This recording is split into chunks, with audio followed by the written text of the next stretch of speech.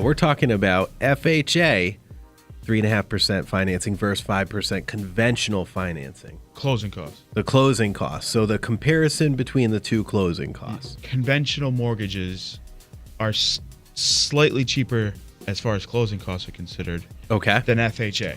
They give the customer the ability to just put 3.5% down, which isn't a ton of money. No. Some people, it's a lot of money. $7,000 or $200K. Right, it's $200,000, $7,000, but it's not 5%, which is $10,000. So they give you a little bit break on the down payment requirement. However, they make it slightly more expensive as far as closing costs are considered. And the mortgage insurance can be a little bit more too. Okay. Well, now first off, what is in closing costs? No matter what loan you have, there's going to be pretty much the same type of costs in closing costs. Correct. Exactly. What are in closing costs? So we have a traditional appraisal fee. Appraisal fee is required on virtually almost every loan. How much is appraisal It's about between $500 and $600. And then you have a credit report fee that you probably should expect. How much is that about?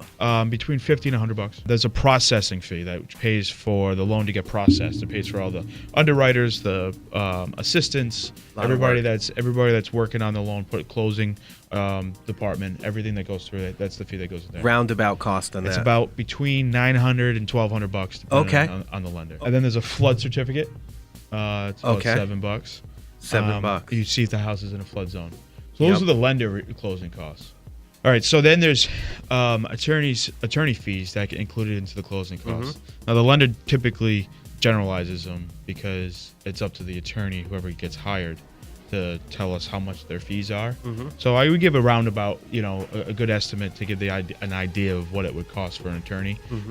But if clients have their own attorneys, we're going to have to get their own fees. If clients want to use our referral partners, then we can get more exact when it comes to that. Sure. But those go cover title insurance for the lender, title insurance for the homeowner, recording fees, and then the fee for the attorney to get paid to do the attorney work. So to sum it all up, you're looking at between $3,500 and $4,500 for closing costs. So $3,500 would be conventional. It's a tad cheaper, and then about $4,500 for this $340,000 property for FHA. Now to correlate, it's a tad cheaper for closing costs, but then you have to put 5% down. Yes. So you have to put more of a down payment, but you're going to save on the closing costs. Sure.